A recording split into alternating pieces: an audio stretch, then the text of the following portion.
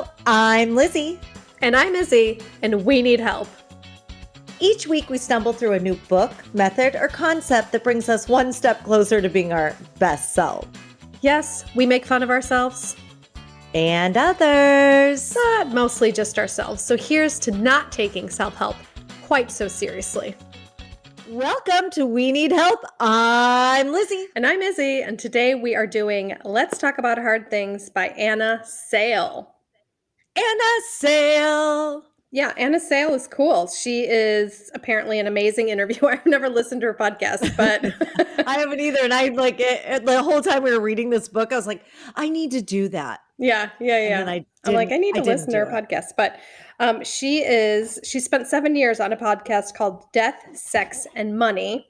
Where I love the name of it. Love it too. And she talks about she has people and she does interviews and they talk about really hard topics. And she, I think, decided to extend that into a book. So it's sort of an invitation to discuss all the tough topics that all of us encounter. So it's like part memoir, because she has got a lot of personal stories in there, part interviews. There's a smattering of psychological research thrown in there. And it's pretty cool. I'm guessing it's a lot like ours. Like we talk about hard things, but it's just maybe lacking a little of the humor. Yeah. She's a very good storyteller. I'll give her that. But very good. But I wasn't laughing out loud at any of the stories. I know I never LOL'd at whatsoever. So yeah, I like she made it super easy for us because she broke the book into 5 categories. So 5 categories of hard topics. There's death, sex, money, family, and identity. And she just spends a chapter on each of those. So I don't know what's so hard about any of those. I know. It's like, that's all I want to talk about. I'm not like, I meet somebody at the bus stop. I'm like, yes, tell me about your family. Yeah, I do the same thing. Do you have a good relationship with your mom? Trauma. Yeah. I'm like incapable of small talk. So like those 5 things, death, sex, money, family, identity, that's like first date conversation. That's my wheelhouse. That's like grocery store. I'm in the grocery store. And that's what the person behind me in front of me is getting. I'm like, your body language says sexual assault. Yeah.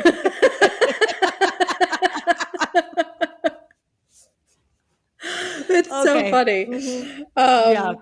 But yeah, so a little bit about the author before we get into it. She hosts a podcast. She's a journalist. She's an interviewer and an author.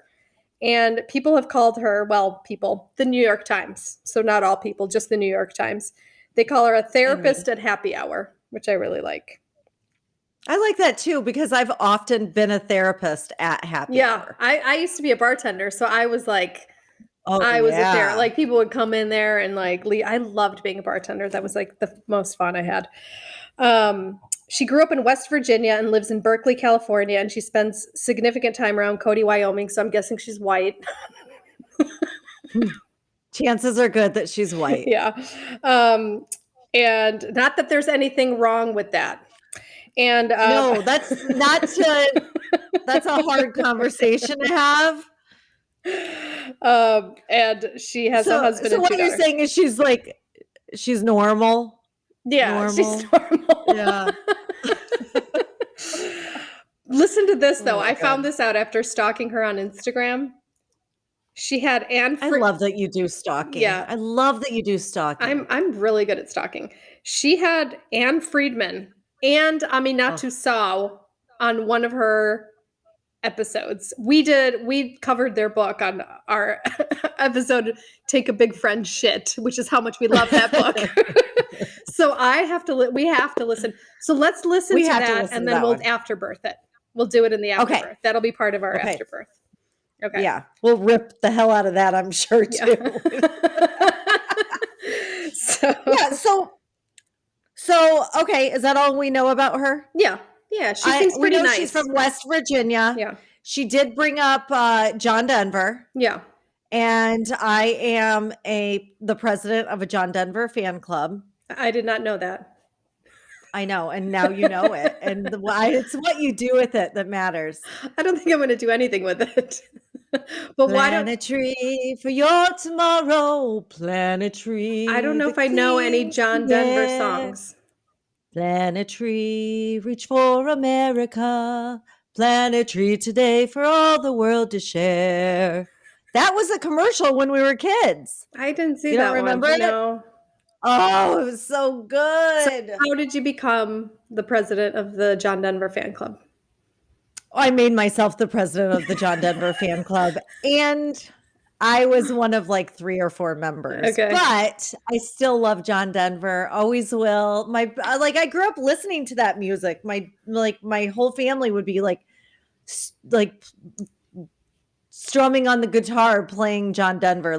We had a very musical family. Like, people would come over, they'd bring their guitars, banjos, harmonicas, and they would be like front porch jamming when I Jeez, was a kid. that's so cool.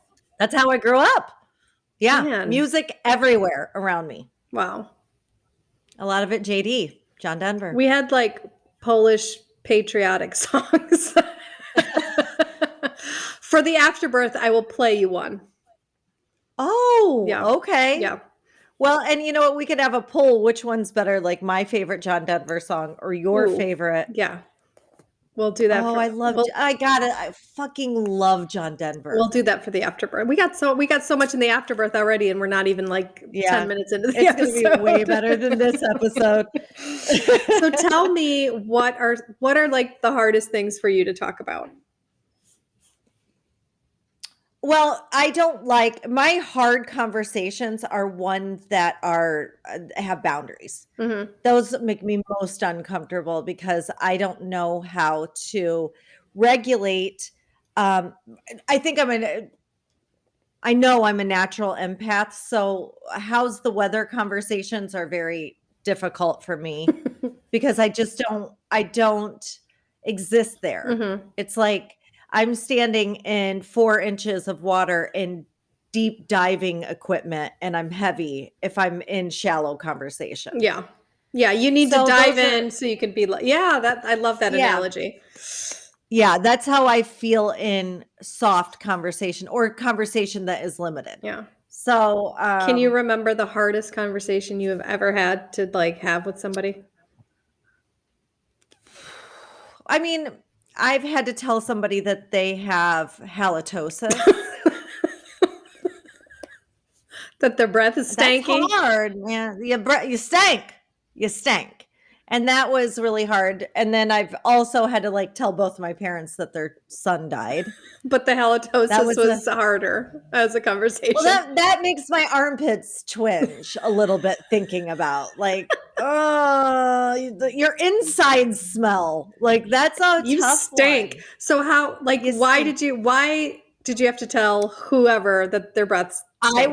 I was their manager, so Okay. I was on me, and Okay. this is why I don't think any retail manager is ever paid enough Mhm. because it's such bullshit that you have to tell these like people that like their breath smells or that they're whatever it Yeah. is. It's just there's not enough money in the world to have these conversations.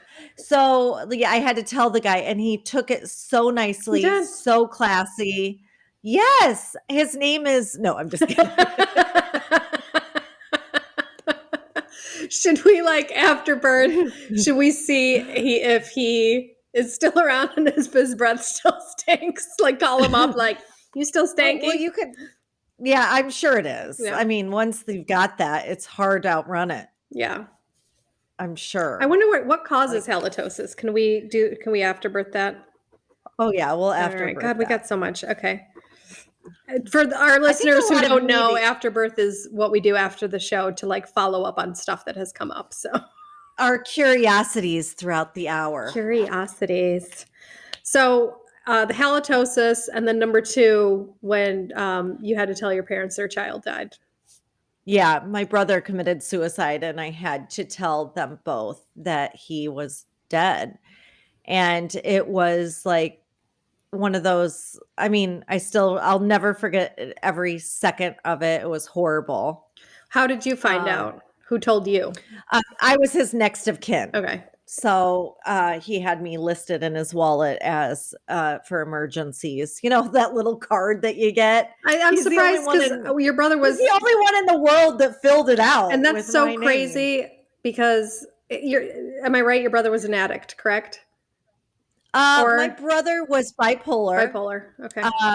Yep, and he was an addict. Mhm. Well, he was an addict, but he was not like your typical Right, addict. because He typical would addicts would not have the next of kin card.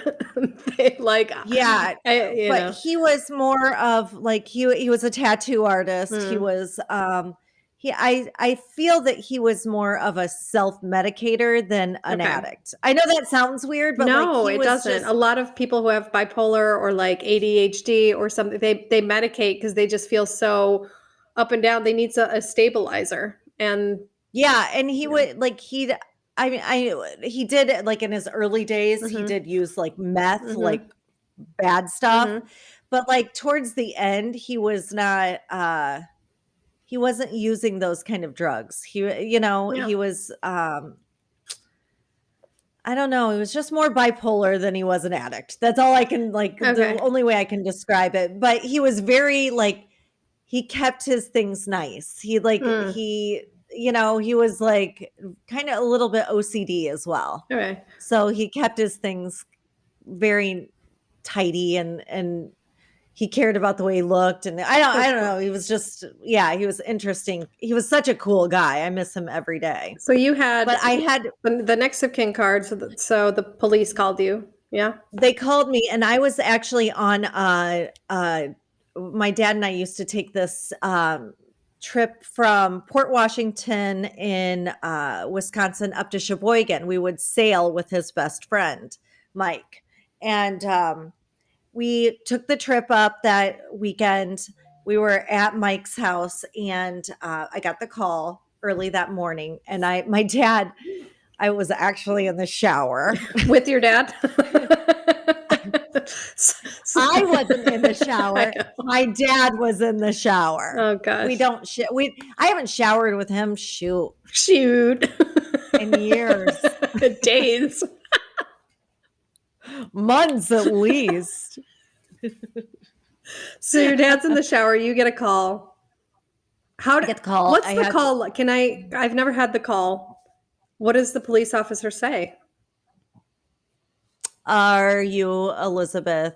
Uh, what was my last name at the time? I can't remember.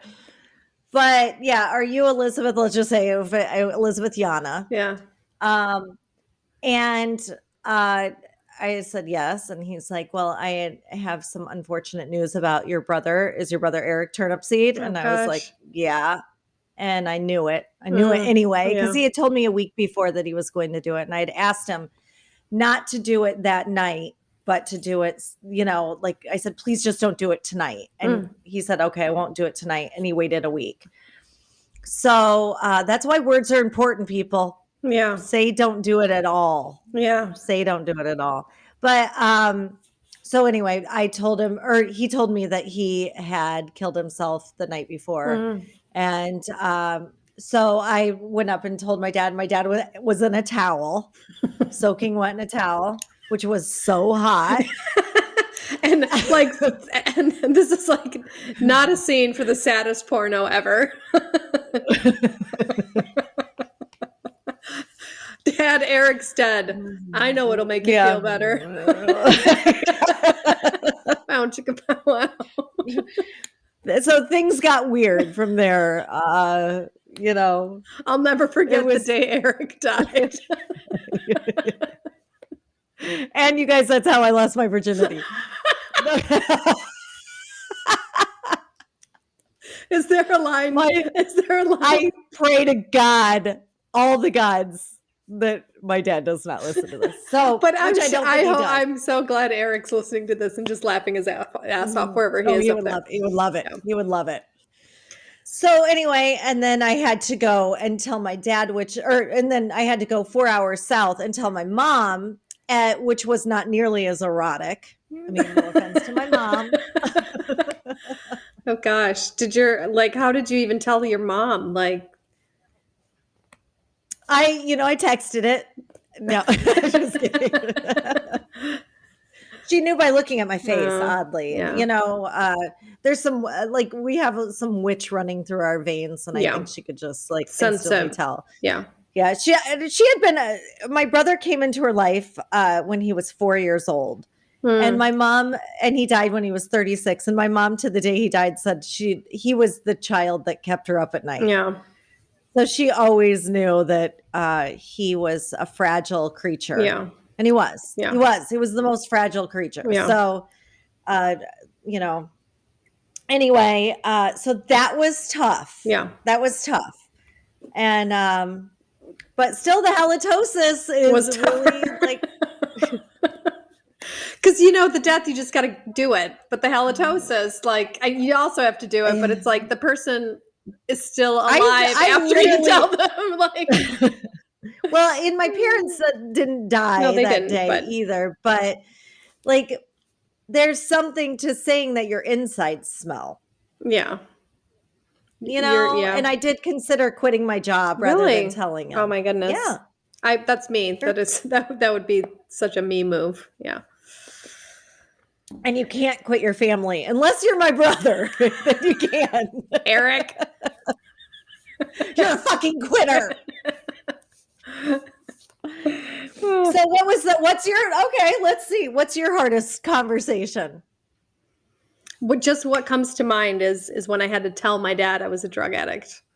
That was hard because I love my dad and I always just want him to be proud of me, and that was I was kidnapped by this toxic ex who would stalk me, and he kidnapped me and threw me in his car and he drove me. This is hot. This is hot. He drove me to my dad's and he goes, "You're telling him." And okay, I don't get it. Was he wasn't into the drugs with you? No. His addiction was abuse. His addiction was you. Yeah. He was like a total stalker. And so I think he wanted to, this is just what I think. I think he wanted to get, because my dad hated him. So I think he wanted to get on my dad's good side by saying I am a good guy. I'm rescuing your daughter. So anyway, he brought me there and my dad, I'm like, we need to talk. So we got in my dad's car and we drove. In Palatine where we live, there's a reservoir overlooking this pond. And we drove up there and he's like, okay, what is it? And I said, I'm addicted to drugs. And he's like, oh, okay. Is that all? I thought you were pregnant. That was it. He'd rather you be drug addict than be pregnant. Yeah, because, he could just send me to rehab. But if I was pregnant, then I'd be pregnant with this guy who he didn't really approve of. So he was relieved. Well, I'm a numbers girl.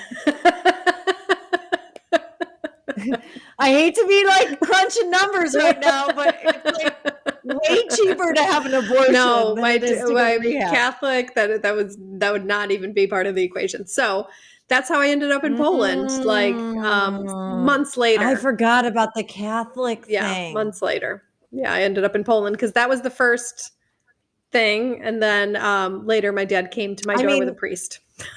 Hangers are cheap. Moving on. But that was, I thought that would be the hard conversation, but it ended up being okay because of the way my dad reacted. He was very calm. He was very nice. I had the same thing with my dad's reaction, if you know what I mean. So did you get any action that day from your dad? Just wondering. You guys were up at Kisser's Point. There's all these couples making out, and I'm like, I shoot heroin. It's way to kill the mood.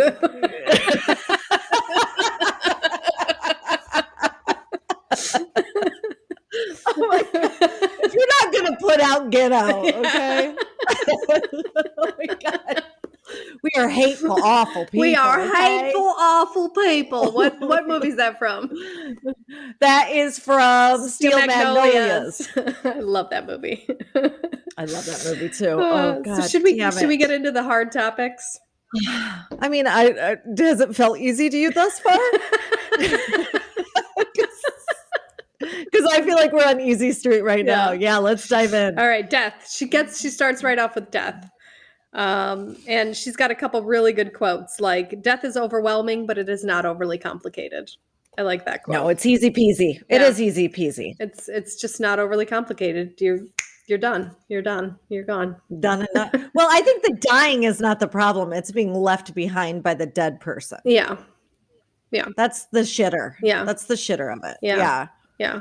You had, she talks a lot about people grieving, that the hardest conversations to have are those people that are grieving and what people say to the people that are grieving. Like they don't know what to say, or they say the wrong Yeah. things, or that is like the They hardest say the conversation. dumbest fucking Okay, things. you have on some earth. doozers. So like, cause I got some doozers. So- I got some fun ones. yeah, cause you had a baby that died of SIDS. Yes, I did. And that I brought out the stupid in a lot Okay, It really can you share? still does. Can you share Still some does. of the doozers that? Well, my couple of my favorites. My number one, as I was sitting outside of the funeral home, every one of my older relatives, like my great aunts and stuff, they reassured me that I could have another baby. Like one in, one out, one in. Like Yeah. it was fine because I could have. It wasn't too late because I was just 18 when he was born and died. Mm-hmm. So they reassured me, and I would not recommend that, even if it's just like a husband that dies. Don't be like, listen, You can get there hitched are more again. There's fish in other the fish sea. in the sea. Okay, so you flush this one down the toilet, Yeah. and there are more out there. Yeah. Don't worry. Yeah. But my favorite of all time was my mom's cousin, my second cousin. She's not a listener, I'm sure, but she was trying to console my mom, who had just lost her 3-month-old grandchild, whom she loved more than life itself. And she says to her, Patty, I know how you feel. My dog almost choked to death once. How did your mom even react to that? Well, I think the Xannies were flowing pretty hard in our household for a while. Who knows if that lady even said that? Yeah, and who knows if she even has a second or a cousin named Debbie. No, nobody knows. But yeah, she said that, and my mom was like, okay, yeah, it's not quite the same, but I feel ya. Pain is pain. But yeah, there's some stupid things people say. Can you tell me what helped you? Like what actually helped you? Because I think people avoid people like because they don't know what to say, so they will like avoid it. You know. I think the ones that sit with you in silence or sit with you and be like, this fucking sucks with you, and don't try to put any kind of icing on a shit cake. Yeah. Are the people. Yeah. Those are the people that I remember like sitting with me and being like, okay, this sucks, and kind of letting me be a little bit of a wrecking ball. I mean, after Jacob, I was a fucking disaster for 7 years. Mm-hmm. You know, so I'd like to publicly thank all of my friends. Broad stroke, thank you. Me. Broad stroke. Apologies. Sorry for being a shit. And also thank you for still being with me. You know who you are. But like, you know, when a heart is shattered on the ground, like, you don't need somebody describing the motherfucking water you're drowning in. Yeah. You need somebody that's just like kind of, sweeping it into it up with you and kind of just being there. It's not, there's nothing to say. There, like for that kind of heartbreak, there's nothing to say. So she, and Anna said in her book that like somebody who went through the same experience, was that helpful? Did you meet anybody that went through the same experience, or have you ever? Is that do you think that's a helpful thing? I don't, for me, it wasn't. Yeah. For me, it wasn't. Yeah. I did a documentary once on SID, sudden infant death syndrome, Mhm. and it didn't make me feel any better to do it. Okay. Like it just like, I think the goal shouldn't be to feel better. The Amen. goal should be to Amen. Yeah. yeah, the goal should be to get up. Yeah.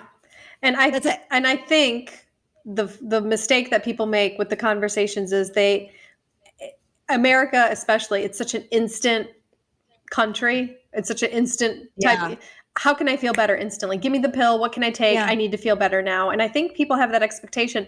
I need to say something to make her feel better, and To make myself feel better. or yeah, throw that out the window. Like, get rid of that. You don't. Yeah. Yeah. Come down here with me on the floor for a minute Yeah. and sit with me. Yeah. Because I'm fucking shattered. Yeah. And nothing you are going to do is going to fix me. Nothing I can do can fix me. This is going to be just like, the whole goal is to like just keep breathing for a while. Yeah. And before you know it, like I had reasons to live that came into my life. My niece was born, Alex. She absolutely saved me, gave me a whole hope again. And like, it slowly becomes that, like, if you let it. But if you're sitting there trying to get over it, or get somebody over it, or make somebody feel better, or come on, who the fuck do you think you are? Yeah. Like, God took it, or the universe, or whatever you believe in, took it. Do you think you can make me feel better? Yeah. Yeah.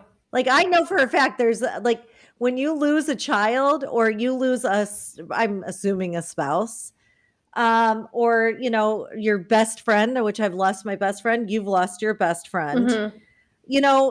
There is no feeling better. Yeah. Yeah. It just takes time. Yeah, and she also said to not say, "Let me know if you need anything," because a grieving person might not know what they need. And I really like that. Just, I'm here if you need anything. Well, I don't know what I need. And one of my best friends here in Poland, Evelina, shout out to Evelina. Love you, Evelina. She just made food, like when Maciek's mom passed, and that was super helpful because like we didn't have the energy to clean or cook. There's a lot to do. People say, "Let me know what you need."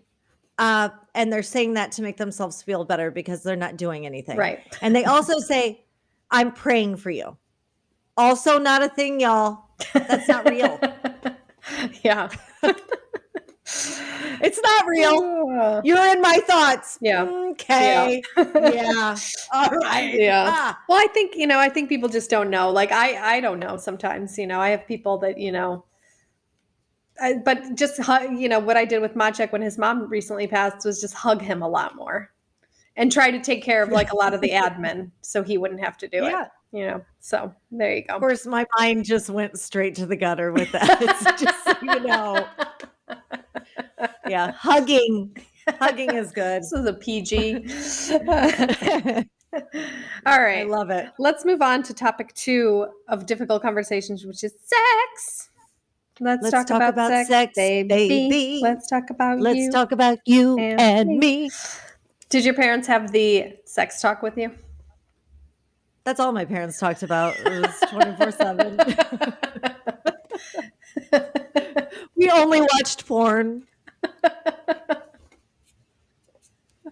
Yeah. But they had the That's talk all with we you. talked about. Yeah. Okay. Yeah. My mom talked a lot about respecting your own body, your body being for your own pleasure. My mom was, I call it sexually assaulted as a child. I don't like to sugarcoat it and say molested. Yeah.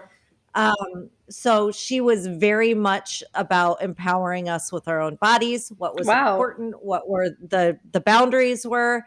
Yeah, like nobody was getting any from us as children. Especially not you, Uncle Ron. I see you. I see you, Uncle Ron. I see you and you ain't getting any. So you're growing up in that environment, you're comfortable talking about sex? Not always. I mean, like Jason and I have had some issues with sex, and it's been very uncomfortable to talk about. Yeah. Because if the other person isn't comfortable talking about it, it's very scary. It's Yeah. very vulnerable. Yeah. So if you don't have two people that are like totally open, and his house was closed when it comes to sex. Mm-hmm. So like his like where he grew up, like it was not discussed whatsoever. You know, like no, there was Yeah. no like mom dad porn Yeah. happening Yeah. Yeah. there. Yeah. Yeah. So not always, but I think I'm more comfortable than the average bear. Mm. Yeah. How about you? We didn't talk about it I at our house, like at all. It just wasn't discussed. It wasn't a topic that ever came up. But I'm not uncomfortable talking about it. I just think I try not to make it too big of a deal, because I think we tend to put such importance on it. And sometimes it could just be fun. It doesn't have to be this like intense pressure, you know? Yeah, it can feel a little Handmaid's Tale if you make it like that. You know, Yeah. So I just think, it's just, we're animals. We can do yeah, it, I just yeah. like, I'm thinking about like the American Indians or people who lived in tribes. Like they'd all live in one teepee and they would just like do it. Was just like an animal thing that you just did, the kids are all sleeping in there and that was it. So I think we tend to like make such a huge thing of it, and I think it's Well, I think it's like I think it's important. I think it should be celebrated a Mhm. little bit more as like something. I think you know you can downplay it too much too. Like it's in like didn't you say something once like if it's not going well, there's a issue in the relationship or something like that, or if you've got that in the Oh relationship. I yeah, can't remember. it was just I was speaking to a wedding therapist a wedding therapist. You're gonna go with those shoes? Let's talk about your childhood. Okay, why would you choose that? I'm actually a wedding therapist because I look at a wedding, I'll be like, what was she thinking? Was her childhood like? Why did she not cover up that tattoo? A couples therapist, thank you. And Yeah. she was saying that one of the first questions Eh, she always asks is, Wait, that's not the same as a couple therapists? Oh, okay. a couples therapist, and she always asks the couple. Her first question is, "How's your sex life?" And she said, usually, if it's non-existent, sometimes it's really hard to fix. But if they're still having sex, then there's something to work through there. That's usually how I start out a conversation when Jason and I have dinner with other couples.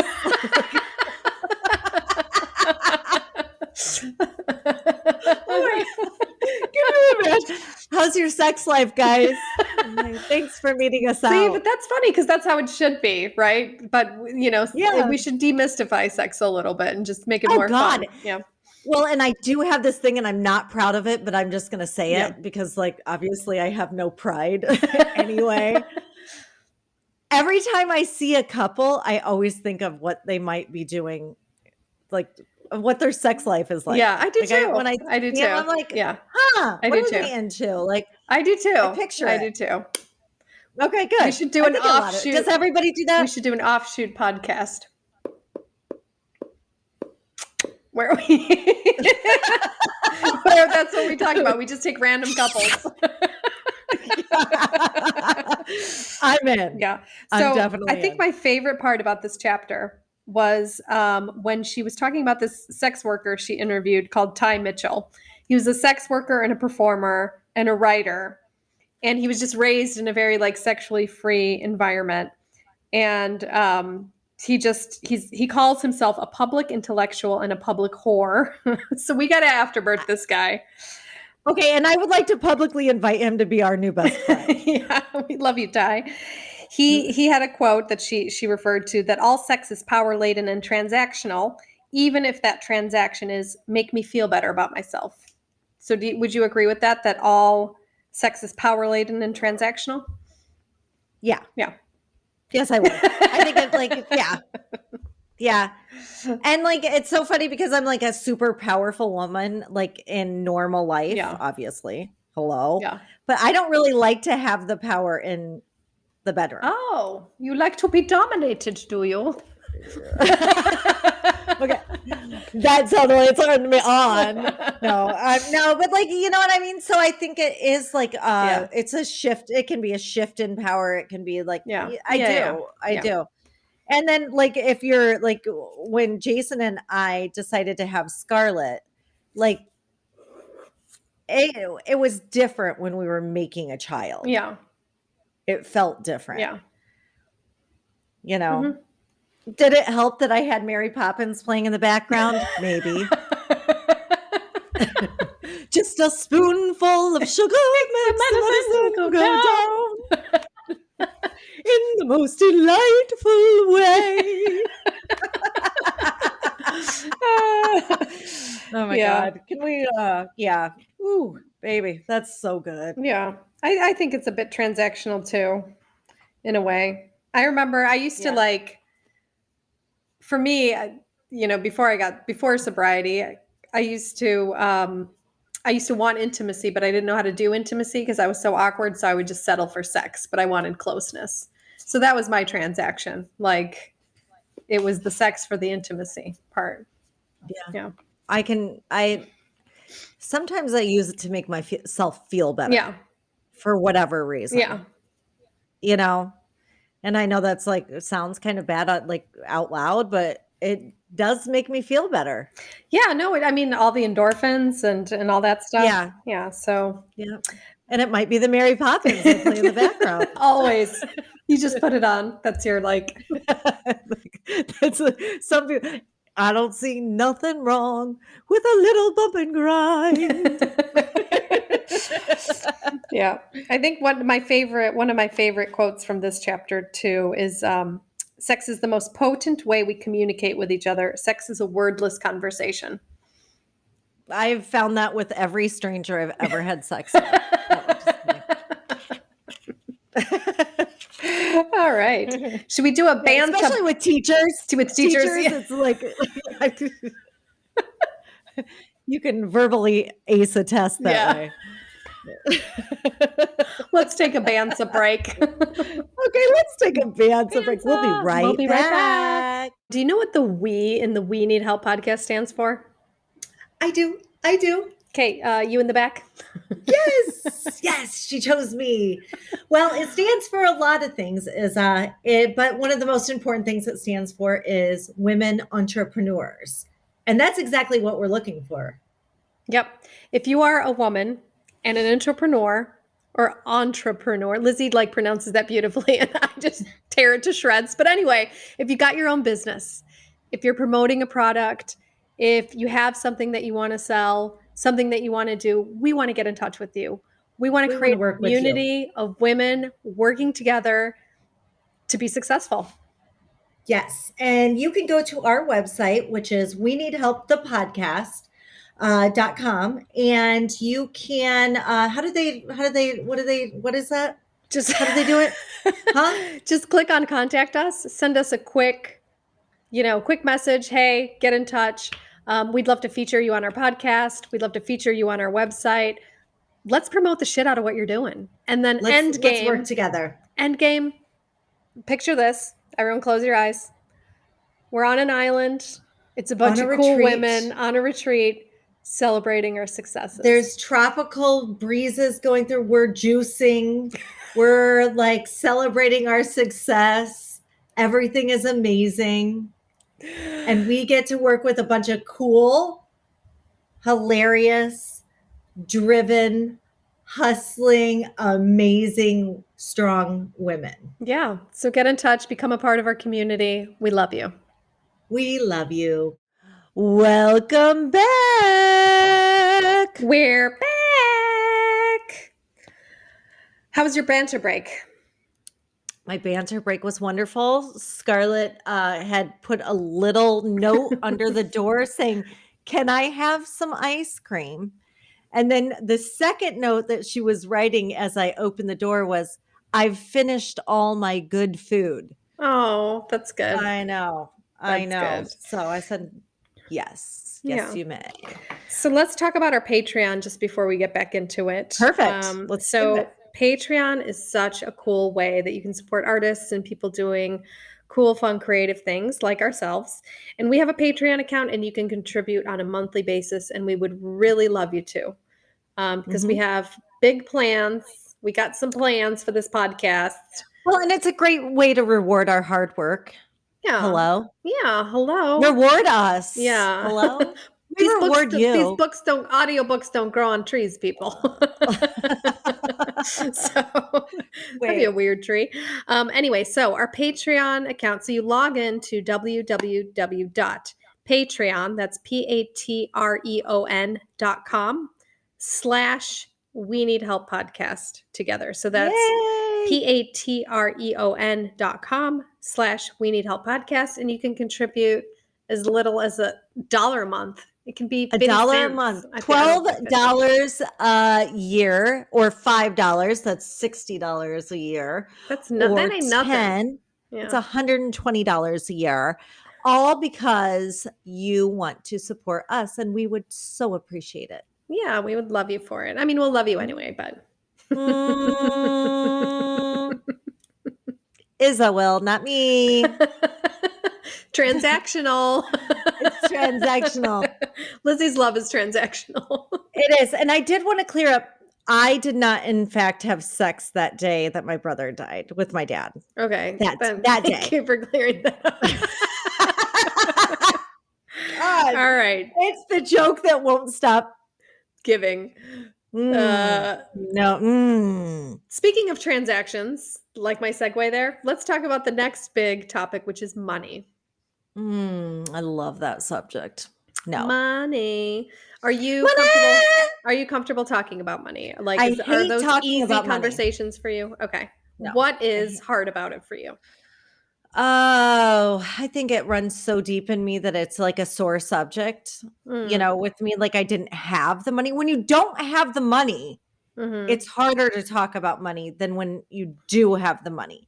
And even if you get the money, eventually, you never lose that like sick feeling about the discomfort. money. Yeah. Yeah. So I think that's where I have problems. And plus, I think I'm dysfunctional in the way that I like pay for too much with people. And I'm really trying to be different. Yeah. So I don't know. I think it's like it's a tough subject for me. Like I want people to feel very comfortable about money around me, but I don't know. It's hard for me. Money is hard. Yeah. Even though it doesn't seem hard for other people. They're like, I can't fucking stand to split a check. Yeah. At a dinner table. I can't stand it. It's like, okay, you're like, unless it's like a business thing where you only are going to meet once and you're never going to do this again. But like, why make it hard? Like, why not? I'll pay this one, you pay the next one. Yeah. Or, I mean, I don't mind splitting a check, like, hey, just split it 4 ways. But when people take the check, this is the sound of a check, and they start going through it. Okay. I can't do that either. No. I can't do that. But I can do, hey, just split it in half. Like we have done that sometimes. Yeah. Yeah. And that's okay. I respect people that can do it. It makes me uncomfortable. I don't like doing it. Yeah. But I've like started to do it because here in Naples, people love to do it. They love to do, like split the check. And I'm like, okay. Like, I mean, it's very weird. But I'm learning that you can only do it with your, like, not split the check with your best friends because, I mean, people will let you pay for shit nonstop. Yeah. Yeah. People will there are people out there that will use people like me to death. Yeah. I'm learning this after like 50 people have done this. Like, it's people are crazy. Is your nickname in Naples Lizzie Free Lunchiana? Yes. That's your mob name. It really is. My friend Amy's husband, Brian, she calls him by the bar Brian because he's like constantly buying everything for everybody. Another round. Yeah, that's so Yep, yeah, funny. that's him. But That is funny. I'm Lizzie free lunchiana for Yeah. sure. I really do think these fears and these uncomfortable situations really come out of childhood. We did not talk about money in our house at all. It was not Mhm. a conversation. Yeah. Sex and money were not discussed in the Kaczynski household. So, I I gotta like I have a few pet peeves in life. Frugal people are my pet peeves. People who fucking argue over a dollar. They'll call mm, and wait 20 minutes on the phone yeah, for to like get their bill down. You realize that you just wasted 20 minutes that you could have been making money. yeah. Yeah. My time is worth more than that, right? So, because I think this is an interesting conversation. Is my time is also currency, you My know? time is my only currency. So, I am yeah. literally trying to find a vampire 24/7. And you want me to like fucking go store to store and try to get $5 off of fucking Yeah. it's bizarre. Yeah. Like What I liked about this but chapter is, also yeah, go ahead. wait, it's also a luxury that I Yeah. can be like that. Yeah. Because when I was a kid, my mom would be down to the dollar leaving Aldi. And Katie and I can do it too. Be down to the fucking dollar on where Hmm. her grocery bill was because she had to do it all in her mind because she only had a certain amount of money. Yeah. But the people who do have money and they're like chasing around like it's like a game to them. It's like their time is not valuable at all. I have a theory behind all of this. Would you like to Okay. hear it? Yes, I would love to. I think people who grew up poor and then come into money, like you, like me, we've been poor. We already know we can survive it. Yeah. Therefore, money comes and Yeah. goes. People who have never been poor, who have always sort of had wealth, are afraid to lose it because they don't know if they can survive. So I think Yeah. there's that And fear. Yeah. I've met a lot of these people. They can't. They can't. They can't. They can't survive.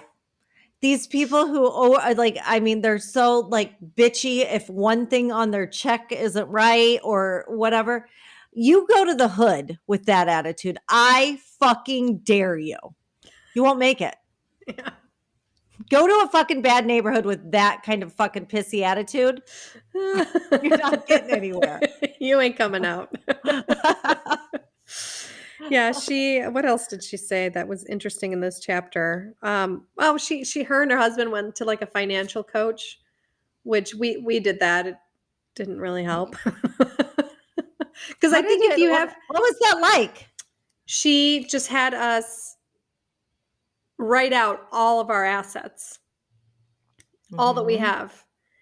And she just kind of told us how to do a budget because we were Mm. confused. Like, he was earning more, I was earning less, but I was doing more. And so she had kind of set up, okay, this is how much Isabella gets for running the house. This was before I was working. When we first moved to Poland, I didn't have a job for the first few months, but I was like doing everything in the house. And this is how much that's worth. And she kind of helped us figure it out. That part was helpful. But what would have been really helpful is sort of like a deeper therapy coaching session about our preconceived notions about money. Yeah. Because for me, I'm almost too, I live in vagueness. Like, Yeah. I Yeah. love vagueness, when it comes to, I don't know how much I have. I don't know how much I spend. It's I coming, just it's exist. going. Yeah. It's none of my business. And Monchik lives in like fear. His mom, like, God, bless her soul, but this was That before means she she's died. dead.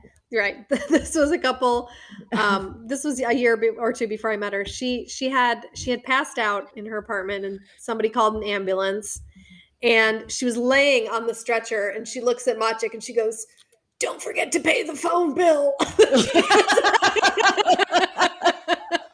Like, So I he just came love by that it naturally. story. Yeah. Came by Yeah. it So that's naturally. the thing. He's always he's very on top of everything. He's got clarity upon clarity upon clarity. And that makes me nervous because I can't step up. And she said this Ann Sales said this. She said, what stalls most money conversations is our fear of how we will look to the person we're talking to. Like, I'm always afraid because he's so on point that I'm just like this irresponsible blob. Like, it's just like schlepping money everywhere, you know? So I do have that fear of money conversations.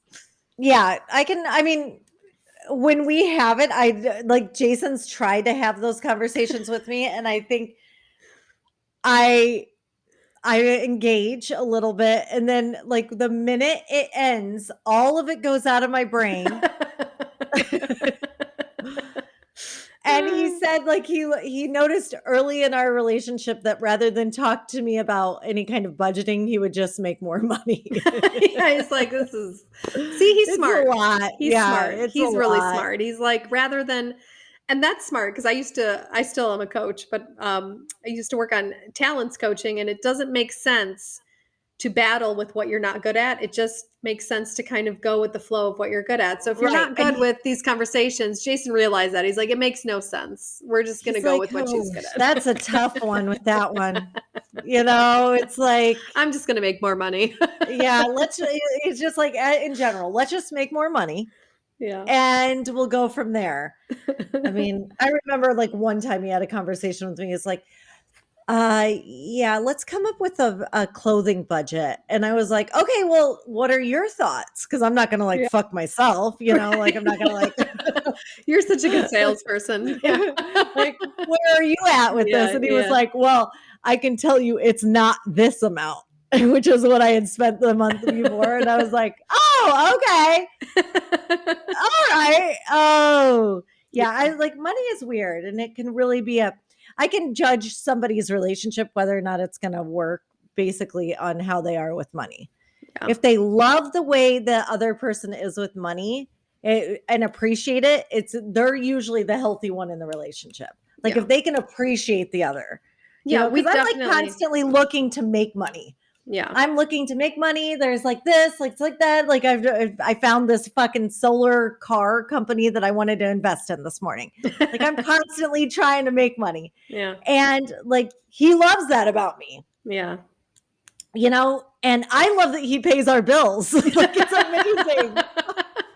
Match made in heaven. So cool. Yeah, that's cool. But yeah, so cool. Yeah, money is weird though. Money is people, and there's no right way to run a relationship with money either. Have you noticed that? Like there's all that people are doing it some crazy shit. Yeah. People are hiding. People hide their store boxes and bags before when they get home, and they wait till their husband's gone to bring them in. It's fear. It's fear of what the other person thinks of me. They're going to judge me. I'm no marital expert. Had some fails, but I'm guessing that's not healthy. Yeah. Yeah. I think you might be in a weird like gray zone of unhealth. Yeah. There. Just guessing. Yeah. Okay. Well, let's move on to a lighter subject. Family. What does Anna Sales say about family and conversations with family? Well, and let's dedicate this to Thanksgiving because this is going to be a fun one. Yeah. Yeah. You know what? Hunker down. Don't try to make your family something other than it is. Yeah. You know what I noticed? Like people all think their family's either the most fucked up or the best, and it's neither. Yeah, I don't think that. I mean, I'm in there's a bit of good in us. There's a bit of bad in all of us, you know, and that's it. Go ahead. What's the culture of your family? What do you mean? What would you say the culture, or like, what's your family like? Well, we're my parents divorced, and you're one of a divorced family. Yeah. But so they divorced. My mother wasn't happy with the divorce. I don't think my dad really was either, but they just weren't a great fit. They're super people separate. They just weren't their values were different. Okay. My brother got sick with a brain tumor, and after that, they just put all their differences aside and they became, not friends, but they became nice to each other. All the resentment went away. They said it's not worth it. Like, my brother survived, by the way. He had And his brain removed.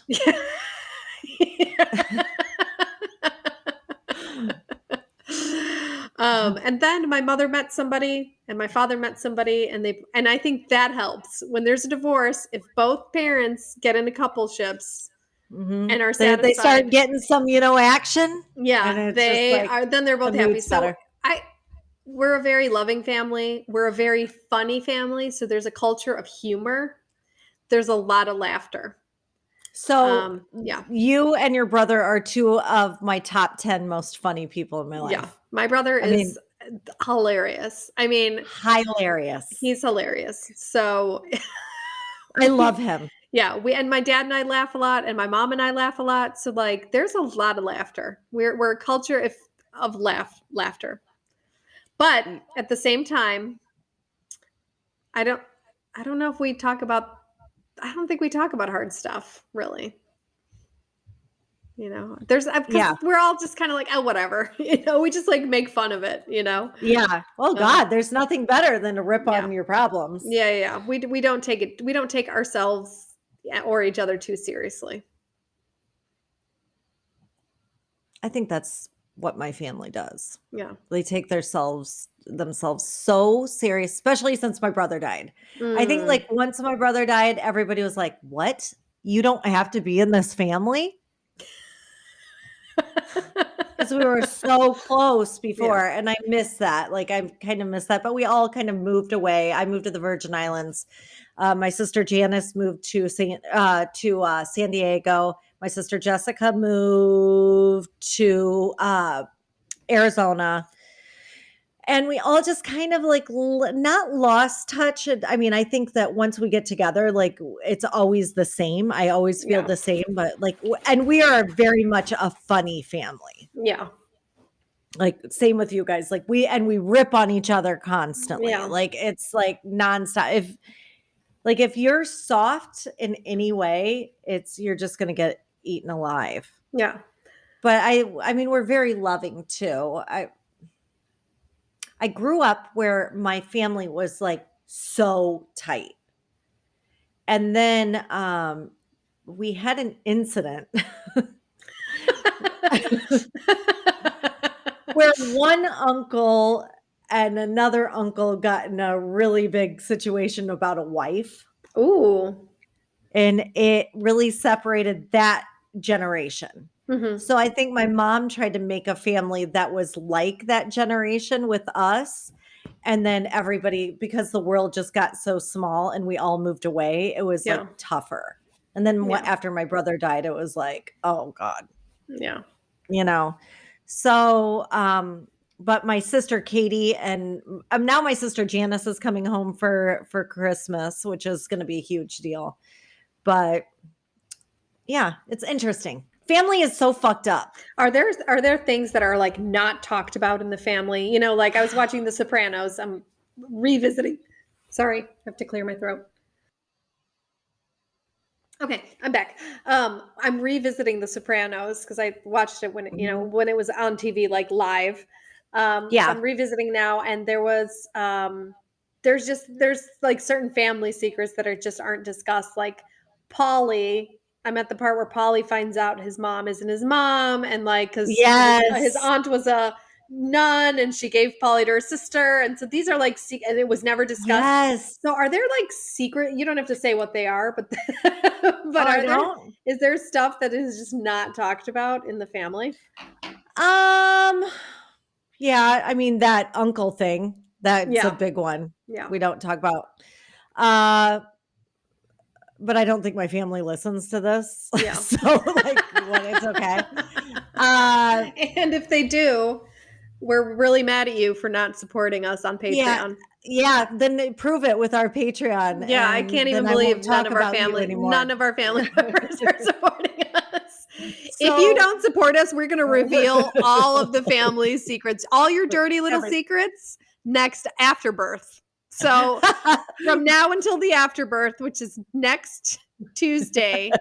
Okay, you guys, she's been watching Sopranos. Like, I do You not better co-sign on this. friggin' get on that Patreon account, or you're gonna wake up swimming with the fishes. Oh my God. Okay, so what does she say about family? She's I mean, it's a delicate balance. But one thing I loved is your roles in your family are cast way before they should be. Like I've noticed that like in our family, my sister, like my one sister, let's just talk about me. Like I was a shit show for 10 years. Well, I'm not a shit show now. You know, like, but okay, I'm a shit show. But like, You're less of a shit show. I can't get arrested for what I do today. Oh, okay, that's true. But like, you know, they already did they have me legalize in prostitution? I get paid in Bitcoin. It's like it's complicated. I call it little Bitcoin.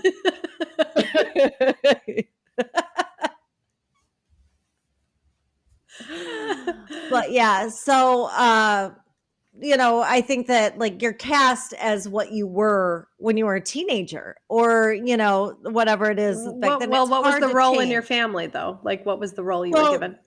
Okay, so like right out of adulthood, like I was a shit show. I had just lost a baby. I was this, I was that. I was just trying to run and party and work too much and this, that, and the other thing. So all these things were put on me. Well, a lot of my family still think those things. Still think you're a shit show. Yeah. Yeah. And you do know, you feel like you have to prove that you're not a shit show anymore? Like, are you trying to prove something to your family? I think that after I moved to the Virgin Islands, I decided I was no longer going to prove anything to my family. Okay. You know, so I just am who I am. And I think that that's really important for us to do. Yeah. You know, when you show up to your family and expect to be seen for who you are today, I think that's a really healthy thing to do. Yeah. How are you? Do you like to impress your family, or do you wear something sexy? Happy Thanksgiving. Yeah, baby. Check out these giblets. So I feel like now that I'm like the not the responsible one, because we're all, you know, but I feel like I'm the connector in a weird way of the family. But I used to be a shit show too. And I had to, when I got into recovery, the hard conversations with my families, I had to do all these friggin' like apologies and amends, you know. I had to apologize for my horrible, shitty behavior. And now I feel like I'm like kind of the responsible one. I'm the one that people go to when they need help. They need something. Now. Yeah. But I don't know. Our family is like, it's just my mom, my dad, you know, their spouses, my brother and I, but like, and I love my cousin, Kasha just adopted a cute little baby boy. Shout out to Kasha.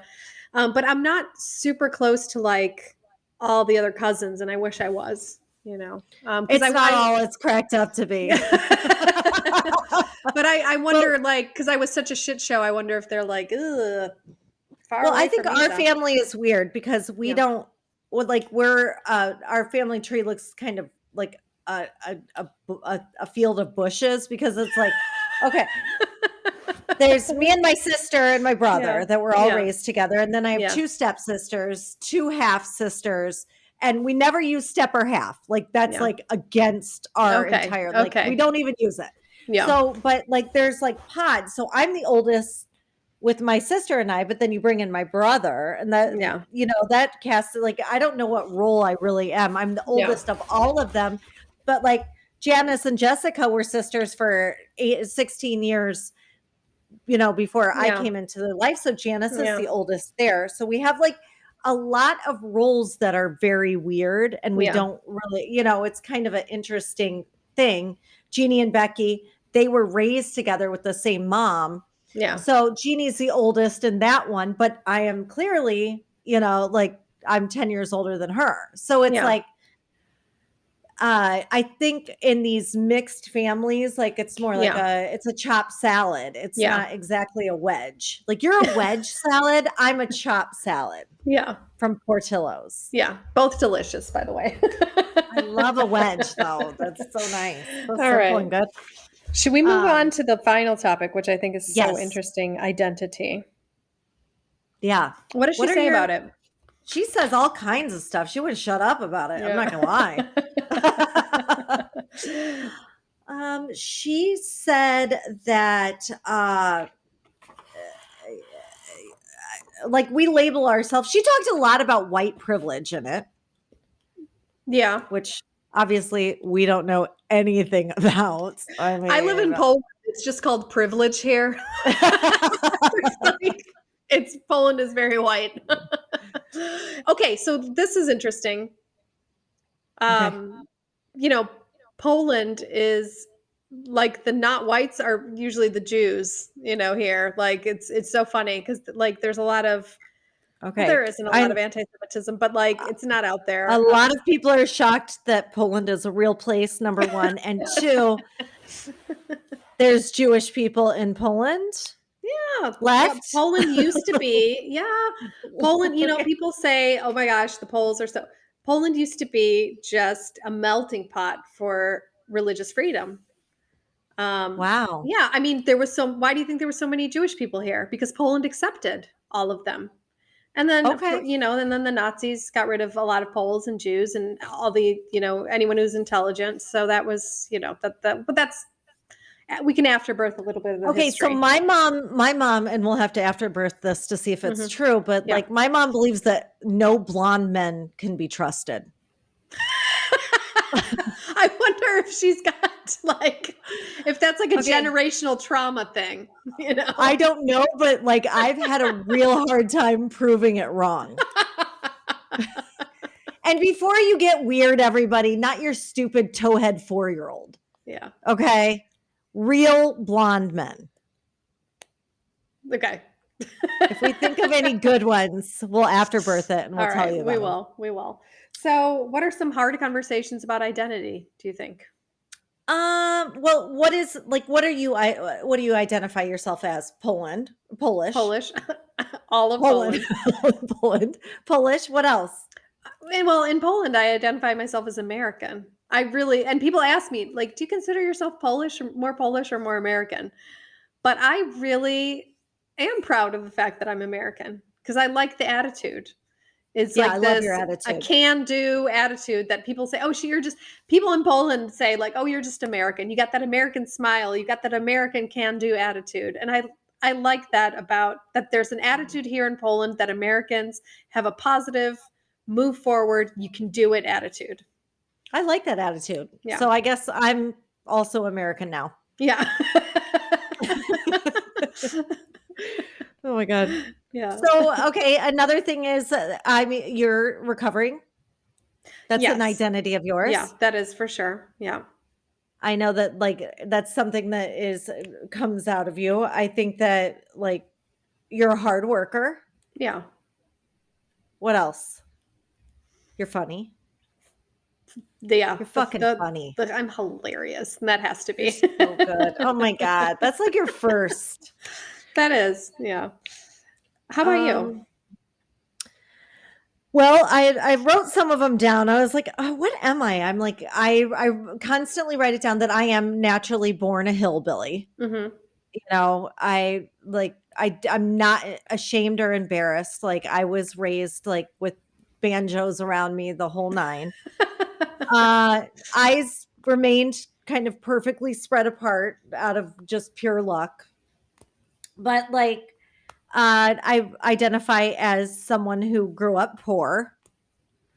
I identify as When someone. I look at you, can I tell you how I identify you? Yeah, yeah, Like please do. Let's talk self-made. about me. Like Yeah. self-made. Mhm. Self-learned, like street smart.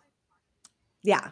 Yeah, And I'm definitely a survivor. yeah, street smart survivor, also funny as hell. That's all I want to be. Yeah. That's the thing. Like all these labels, I don't care Yeah. about any of them. Yeah. I just want to be funny. Yeah. Uh, Irish. I Yeah. mean, it's talked about a lot in our family, the Irish part. Yeah. I really do identify as a woman. Like, I think that's really important. Like, that's something like about myself. Yeah. Uh, a big sister, a Yeah. mother, Yeah. a daughter, Yeah. What's interesting now is, and people a are wife. talking about it. When you say I identify as a woman, there's the pronouns now. What's your pronoun? And I noticed when I do a lot of international Zoom meetings, and I do a lot of coaching internationally, and they have the women or the whoever it is put their pronouns. And it's He, one her, them. And you know they, what? yeah. So there's this person I'm coaching, and she They. it's they, yeah, it's a they. So like that's interesting and confusing. And I want to talk to her about it. So this book and this chapter is inspiring me to ask her a question about it because I Okay, wouldn't please do, because otherwise. I'm confused as hell. Yeah. Yeah. Like, if you go from man to woman, I got you. Yeah. I can go from he to her, no problem, advice, like back and forth. I don't care. I don't want to make anyone uncomfortable, but like, what's the big deal? I mean, I know like, if you called me a he, I know, like, I guess that's probably like why I was upset, because I was flat chested for so long, because people probably did think I was like a 12-year-old boy for a very long time. But like, is it that big of a deal? I guess it is. It is. Like, it is. Like, I know it's Yeah, bad. and I It's think this bad. is And I want to be mindful. yeah, and I think that's what, this chat we can let's talk about hard things. That's a Yeah. question that I would not normally ask the person that I'm coaching. But Yeah. of course, when our coaching commitment is over, because I'm there for her, not there to satisfy, to ask you, I'm curious. But like when our coaching commitment is over, I'm going to ask her if I could have a conversation with her about it because I'm genuinely interested But you in keep saying her instead uh, of sorry, they. them. Yeah, yeah, yeah. Okay. Um, I don't want to say her name here because otherwise I would just say her No. name or their name.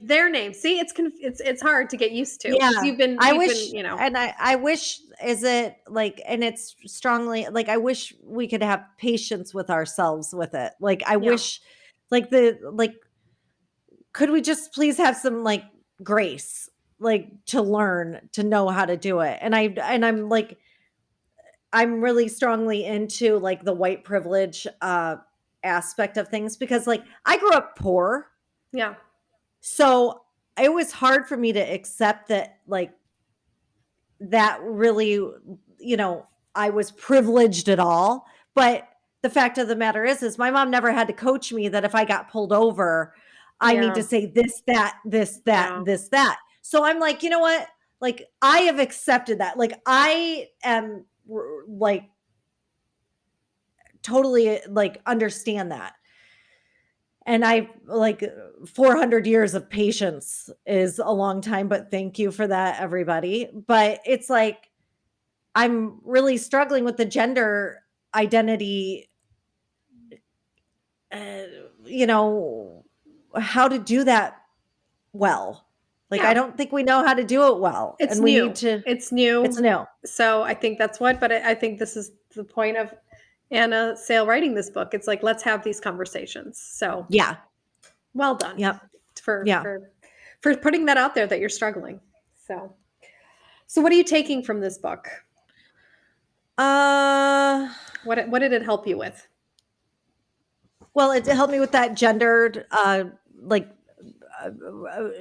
bringing that up and bringing that to the surface, where I'm just like, open to, please help me, you Hmm. know.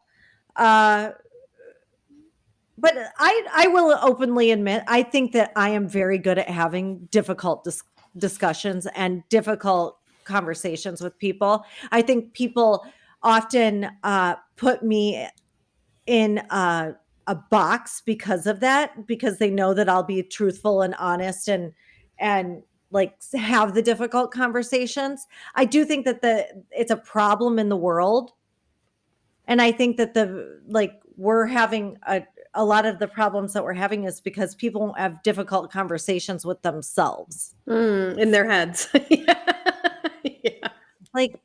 Like ask yourself, like, okay, Have you there's a joke that I want to tell. It's not a joke, it's sort of a story, but it's a yeah, Polish tell one. it. So Okay. this guy Are you going to tell in Polish? No, this guy is sitting Okay. there and he's like, I need to go borrow a frying pan from my neighbor because he wants to make some eggs, but he doesn't have a frying pan. So he's like, I'm going to go over there. I'm going to ask him for the frying pan. He's going to give me the frying pan, but then he's going to want something from me. So I'm probably going to have to give him something else.